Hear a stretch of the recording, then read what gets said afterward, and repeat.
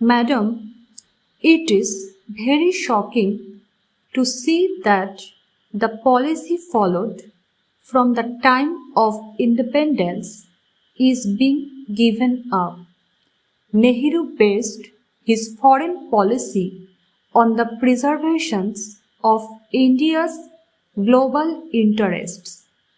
His foreign policy principles were unchanging.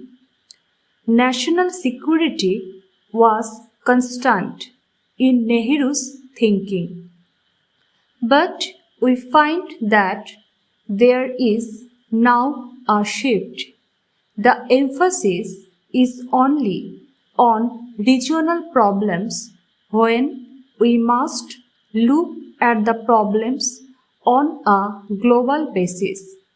The longest eclipse of our independent foreign policy came during Narasimha Rao's regime.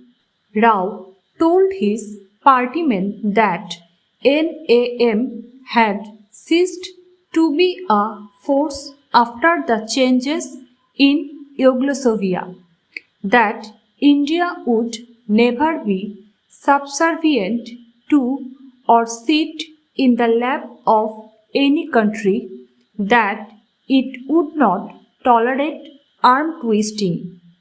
Soon after making this bewildering statement, he consciously steered the country's foreign policy towards getting into the good books of the United States.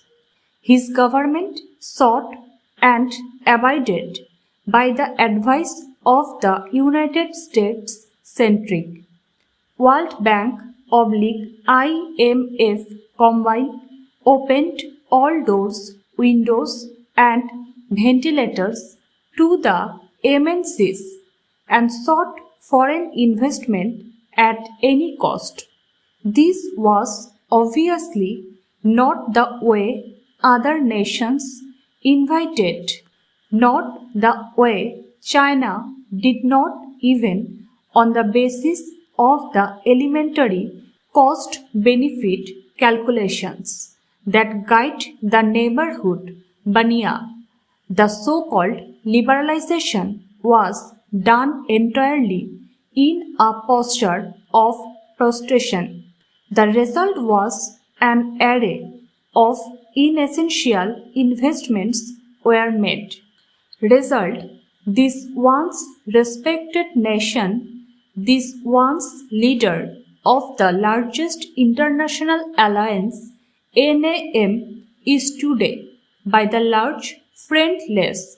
Result: just three nations supported our principles and absolutely correct stand on CTBT, and no more than 40 supported our bid for temporary membership of the Security Council, and this when we are seeking a permanent status there. The foreign minister has come in for considerable flack in the Security Council route.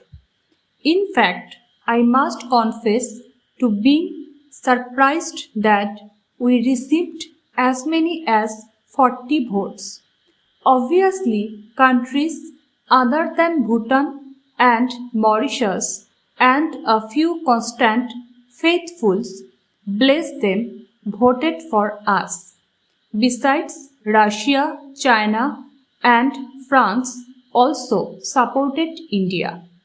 I am not sarcastic when I say that this is no mean achievement, considering the shambles is no mean achievement considering the shambles our foreign policy has been in for many years now. This is why the Honorable Minister's advocacy for a saintly approach to Pakistan fails to make sense. But when some nation acts against our interests as Pakistan has done all along and is still doing, then we must take a no-nonsense stand and tell such governments where they get off.